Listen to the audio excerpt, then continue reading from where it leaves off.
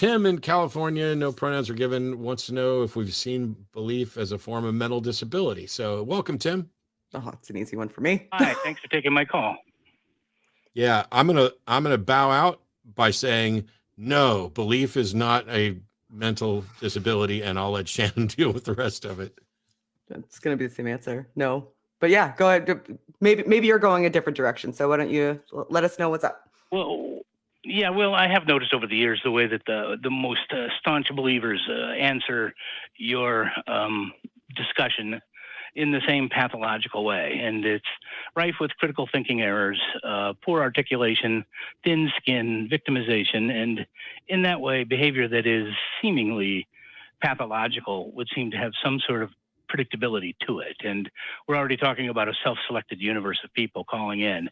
And you have a unique seat to be able to talk about belief in that which cannot, by proposition, be proven as true, as a form of mental disability, a way of thinking that is flawed enough to have anchored itself within our human simian selves.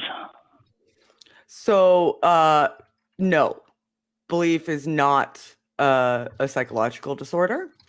Definitionally, pathologically, clinically, it is in no way, shape, or form a psychological disorder. It does not fit any of the criteria in the ICD-10, in the DSM-5, in any clinical environment that you would delve into. It does not fit any of the criteria, and attempting to posit that it is a mental disorder is actually, again, it's muddying the waters, like I said before, and is doing a disservice to people who have actual psychological disorders by making it as though people who disagree with a position or have come to a belief for reasons other than the ones that you deem acceptable to be perceived as having a mental disorder, which isn't helpful in the field.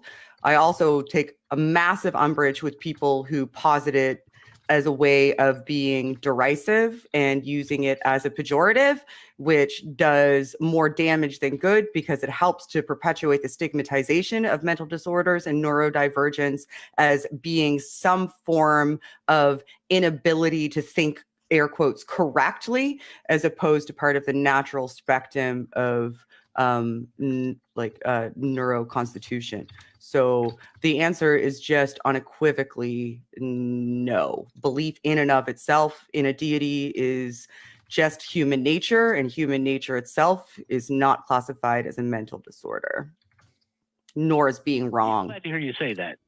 I really am, because I have discovered over my years that confrontation and negativity get you nowhere in discussions. I interpret science as a volunteer educator in a number of ways. And I congratulate Matt and all of you cohorts there for, because I talk about these people as behaving pathologically, I feel compassion for some of these people that just hang on to this belief, and yet I know they're reaching out.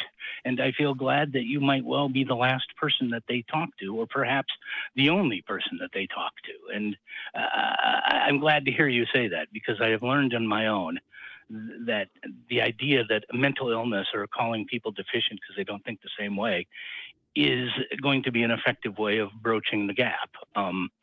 I've had that argued to me by a variety of my atheist friends, and I have trouble convincing them that that is not the way. Inclusion. Send them to my channel. I have a big, long video with 1 million citations. That's literally just called "Stop Calling Religion a Mental Illness," because I'm utterly sick of people presenting it as such and using it as a cudgel in arguments as though it is some sort of win. Because if you see that as some sort of win, that's you saying being on the spectrum of neurodiversity or having a psychiatric or psychological disorder is somehow you being less than others, and thus people who think differently are superior, which is a very unhelpful and damaging way to A, engage in dialogue, and B, perpetuate stigmatization in society. And both of those are things that I will rile against. I will die on that hill 100 times, every time, all day, every day. I will die on that hill.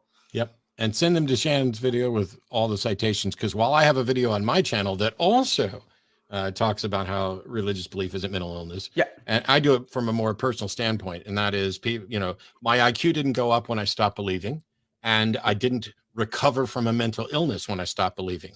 At some point, I believed and was convinced, along with many other people, for a number of reasons. And then when I found out those reasons were bad, I, through no decision of my own, was forced to no longer continue to believe.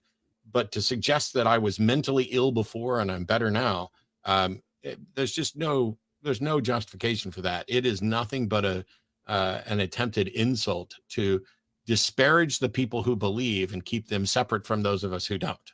And that's just as divisive as what religious people are doing. Some I used to teach marine mammalogy at Pier 39 in San Francisco for the Marine Mammal Center.